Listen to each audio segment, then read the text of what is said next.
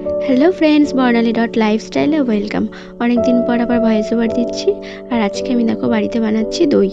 তার জন্য দেখো আমি কিছুটা দুধ ভালো করে জাল দিয়ে নিয়েছি, তার মধ্যে আমি চিনি অ্যাড করলাম। আর আমি একটু গুঁড়ো দুধও নিয়েছি, মানে গুঁড়ো দুধটা দিলে একটু স্বাদ হয়, সেই জন্য গুঁড়ো দুধটা একটু বাটিতে নিয়ে ভালো করে এটাকে মিক্স করে নিয়েছি। তারপর দেখো দুধটা আমি নামিয়ে নিয়েছি আর একদম ঘন করে নিয়েছি। আর উষ্ণ গরম রাখতে হবে দুধটা, উষ্ণ গরম করছি। আর এই দেখো এখানে দইটাকে ভালো করে ফেটিয়ে নিয়েছি।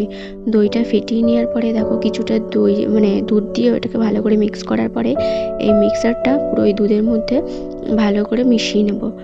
মিশিয়ে নেওয়ার পরে যে পাত্রে আমি দই পাতবো সেই পাত্রে দুটোকে ঢেলে নিয়েছি।